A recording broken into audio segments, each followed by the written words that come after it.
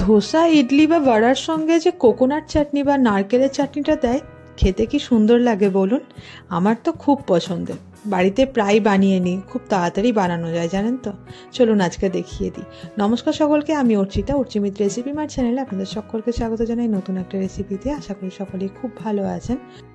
প্রথমেই একটা কড়াই নিয়ে কড়াইটা ভালোভাবে গরম করে নিয়ে তাতে দিয়ে দিলাম ওই 1 থেকে 1.5 চা চামচ পরিমাণে সাদা তেল।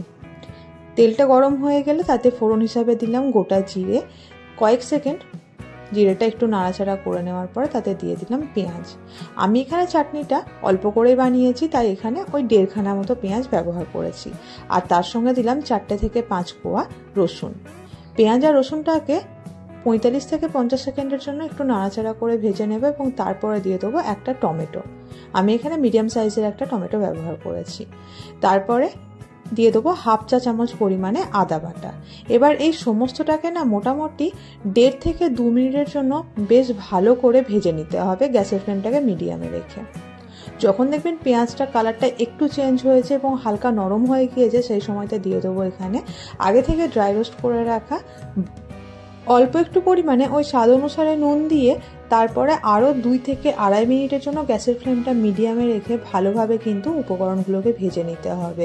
খেয়াল রাখবেন যেন পেঁয়াজটা সুন্দরভাবে ভাজা হয়, টমেটোটাও যেন ভাজা হয়।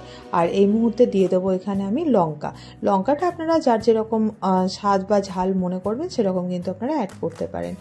এরপরে আরও 1 থেকে 1.5 মিনিটের জন্য ভেজে নিলাম সমস্ত উপকরণগুলোকে এবং তারপরে গ্যাসের ফ্লেমটা বন্ধ করে দিয়ে ভালোভাবে ঠান্ডা করে নিতে হবে।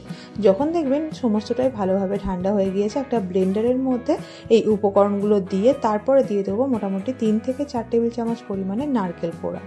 অল্প একটু পরিমাণে জল দিয়ে ভালোভাবে এটার একটা পেস্ট বানিয়ে নেব। অন্যদিকে একটা কড়াইয়ের মধ্যে দিয়ে দেবো 1 থেকে 1.5 চা চামচ পরিমাণে সাদা তেল। তাতে 2টো শুকনো লাল লঙ্কা ভেঙে দিয়ে দেবো এবং তার সঙ্গে দেবো 1/2 চা চামচ পরিমাণে গোটা সর্ষে। আর তার সঙ্গে দেব এই রেসিপিটার একদম স্টার ইনগ্রিডিয়েন্টস সেটা হচ্ছে কারি পাতা। এটা না দিলে কিন্তু টেস্ট একদমই আসবে না। তারপরে হালকা একটু ভেজে নিয়ে গ্যাসের ফ্লেম অফ করে দিয়ে এই তরকাটা দিয়ে দেবো চাটনির মধ্যে। সমস্তটাকে খুব ভালোভাবে মিশিয়ে নেবো ব্যাস, তাহলে তৈরি হয়ে যাবে ধোসা, ইডলি, বড়া এগুলোর সঙ্গে খাওয়ার জন্য স্পেশাল যে কোকোনাট চাটনিটা দেয় সেইটা। দেখলেন কত তাড়াতাড়ি আমি বানিয়ে ফেললাম এই চাটনিটা।